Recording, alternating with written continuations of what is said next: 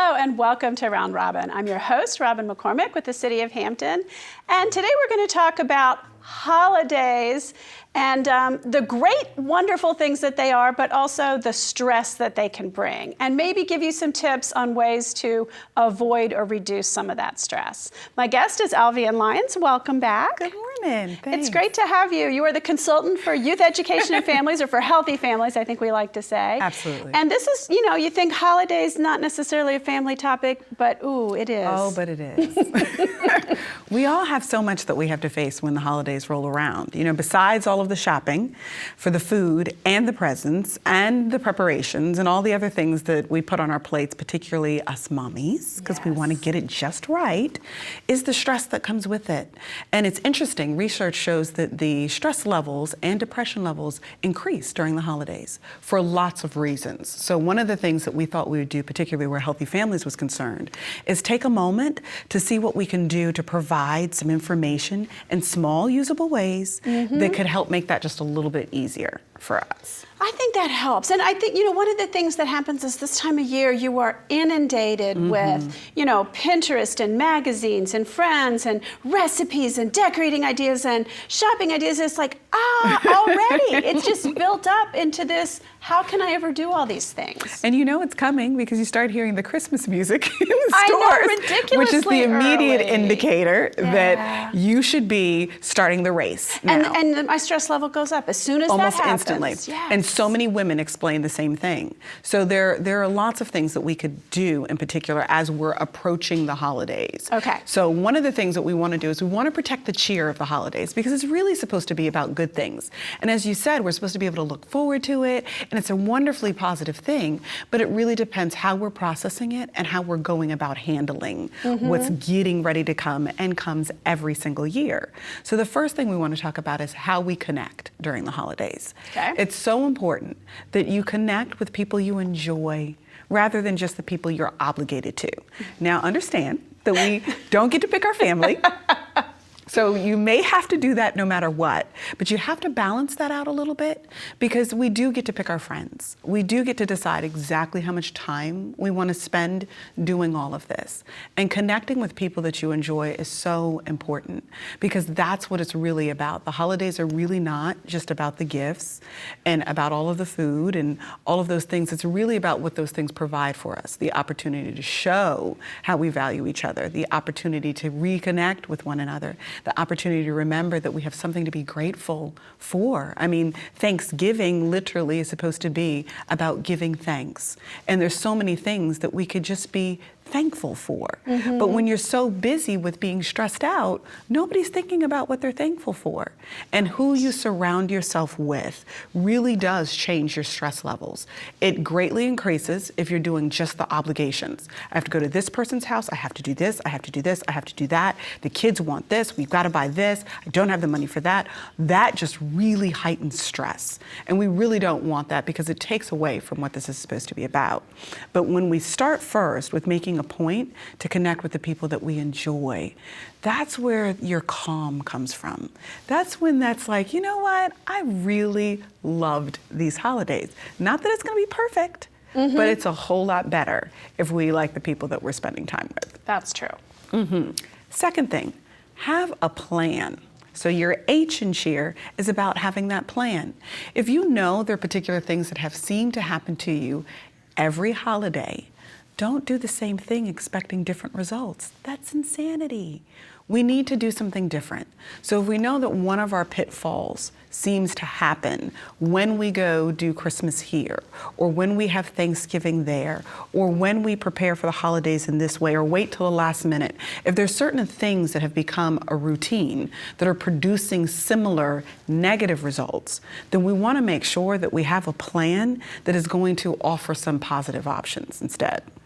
Well, and let's think too, one of the things about the plan is to share that so that it's not all in my head, but my partner or my family know what that plan is or can have input on that plan. Maybe there are things that are more important, you know, to one of us than the other. We want to make sure we recognize that and we get to those things that, you know, each of us really care about and maybe let go of some of the things that we've always done and we feel like we have to do, but they're not as important. So true. Because even if we think about gifts, for instance, which tends to be a great big thing, Christmas rolling around, and we found ourselves last year spending way more money than we really had, which set us up to start our new year financially in the hole, which is enormous stress for any adult at any given moment in life. Financial obligations are a huge, huge predictor in terms of stress levels of the trajectory of much of your year. So if you start in the hole, it really starts you on a very negative pattern. And Christmas has a huge contribution to how that turns out. Yeah. So don't spend more money than you really have during Christmas. That's when you might say, you know what, this year, in terms of the communicating the plan, we're going to pick names out of a hat. And we're only going to buy one gift that's really important to this particular person. Or everybody is going to pick and choose what it is that they're going to do for each other, because it takes so much more love to do something for someone than it does to just go pick up that thing that they wanted. And it really says more about our relationship when I've paid attention to you enough to know what you'd appreciate, and then to do that for you. If it's, I'll clean your room this week, you know, so that's my gift to my teenage son, hypothetically. I'm gonna go in my hazmat suit and I'm going to come consider that a gift. They do not want me near that. Well, that's a gift for me. And depending upon who it is, you know, it could be. Come near my room. It Mom. might be the opposite. Your son may say, "Mom, I will let you in to do something about this toxic waste dump that I call a bedroom." It just depends on what it is. But we may find some really creative ways to be able to do more with much less, that sets us on a much more positive pattern for the upcoming year. But a lot of times, if we're not talking about that, if we're not even examining what went wrong last year, or the last 5 years for that matter, then we find ourselves in this cyclical pattern that keeps producing the same negative results. And that's what we don't want. That's not healthy for any of us in the process. And stressed out parents, all we do is stress out our kids. So we really want to make sure, even when we're not intending to, we really want to make sure that we at the adult level make some choices that are going to make it a little bit more positive for us, so that we're a better representation for our kids. And we don't want to model those kinds of negative things either. Right. Because once you start that habit of overspending, overdoing, overstressing, those are things that our kids are picking up on that we don't even realize that we're communicating, and we're just starting new patterns in negative directions. So we don't want that. So have a plan, and yes, just like you said, communicate that plan with whomever your teammates are, whether that's your partner, whether that's your parents, whether that's your kids, whoever it may be who's part of that process, communicate the plan. Absolutely. Okay. The next thing I'm going to say is eat well. I know we love the food and we look forward to it all year long, many of us, but eat well and drink less. The reason I say those two things is because we all know that our eating habits have a lot to do with how we feel when we're going through the process. So if we are totally junk fooding it out for the holidays, you'll constantly feel that up and down crash. And that feeling on the body is stressful. If we're drinking too much, remember that alcohol is a depressant. So if you're already stressed out and then you add the depressant to it, it becomes a downward spiral.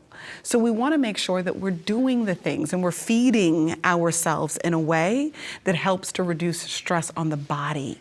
Because whatever's going on in the body is going to affect what's going on in the mind. It's going to affect how we're relating to others. If I'm crabby and not feeling great, you can imagine what kind of environment and atmosphere that's going to create.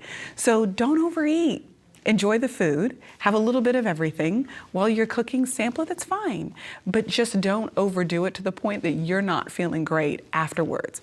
And then for us women in particular, who wants to start the new year already feeling like we're 20 pounds overweight? Because I know 5 pounds is what I plan it's one on. thing, Isn't that okay?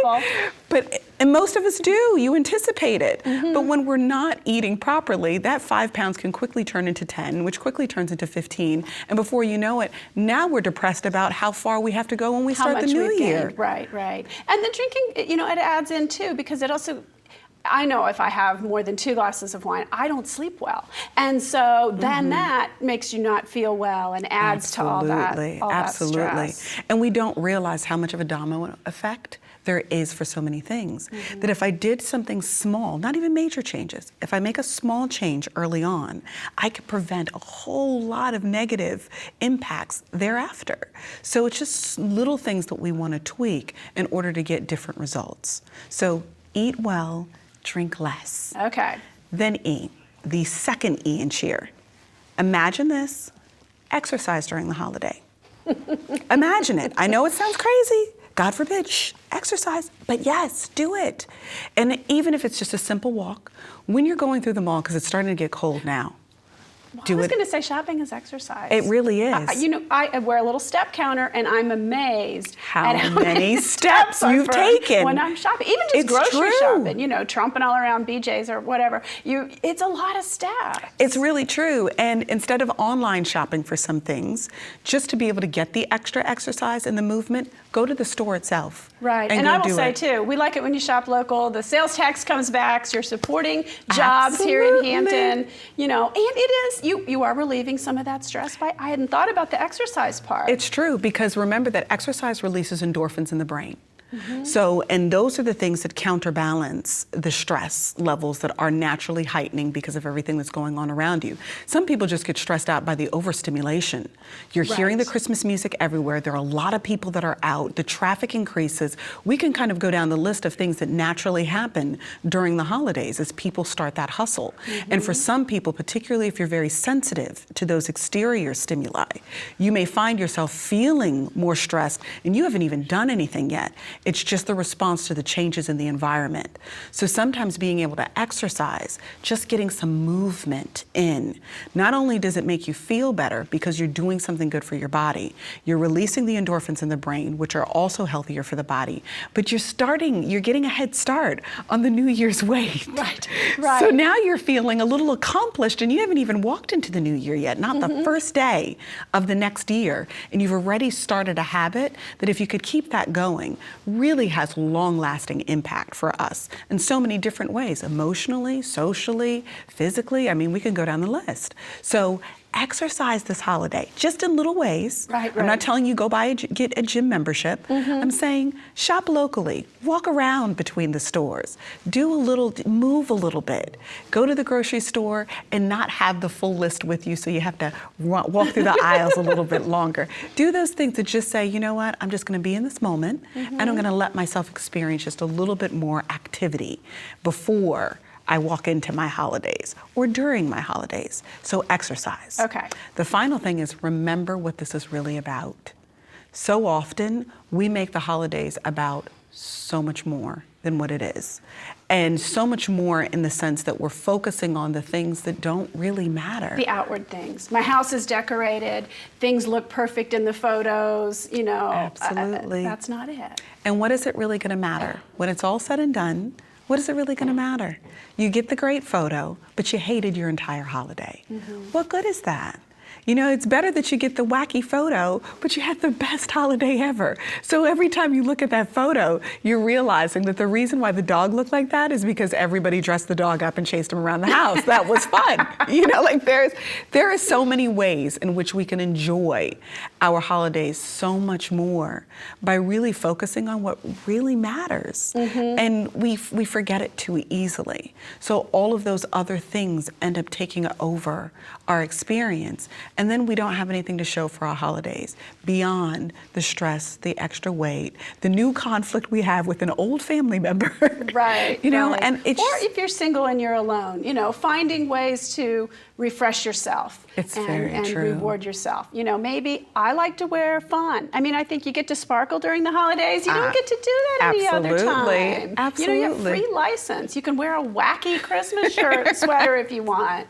Enjoy it. It's true. You could have the ugly sweater party at your house. You can do so many different kinds of things that don't have to cost a lot of money, that really are about connecting again with the things that you really care about.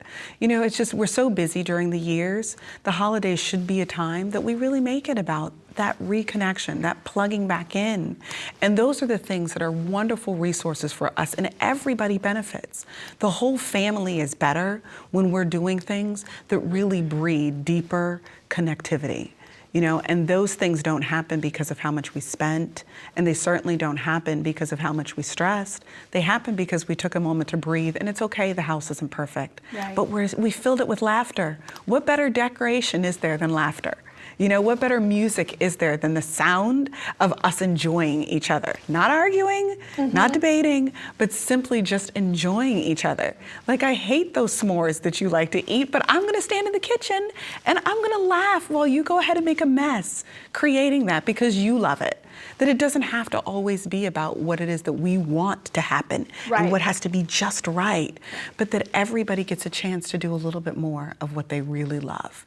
And when we remember those kinds of things, then the holidays are more cheerful. And that's what we want. We want holidays that are full of cheer because they really are good for us as families and as individuals. Whether we are single, married, with kids, without kids, puppy parents, it doesn't matter. All of it, we can do it better if we just do a few things differently. And I'm thinking about this in the context of the Thanksgiving, Christmas, Hanukkah, Kwanzaa season. But in truth, this is, throughout the year. That is absolutely true. We're going to bring more cheer. We're going to see if Robin can remember the acronym. Okay, Good luck let's see, to Robin. me. Connect with the people you want to spend time with. Absolutely. And that you enjoy and that make you feel good. Eat less, eat healthy. Don't Not forget eat less. the H. Eat healthy. Rod can't even spell it. Have a plan. Have a plan, very good. Eat healthy, drink less. Yes. Exercise. Exercise, second E. Yep. That's always the first thing that goes for me when I get busy. And it's the wrong thing, and I know It's true. It's true. And remember what it's really about. So true. And if we could put those together, we could have more cheer. More cheer. Yes, okay, indeed. Thank you, Alvean. I really appreciate it. Absolutely. Thanks, Robin. And thank you for watching. I hope you will think about ways to have more cheer based on this acronym and to keep your holidays as less stressful and more rewarding and enjoyable as possible. Thank you.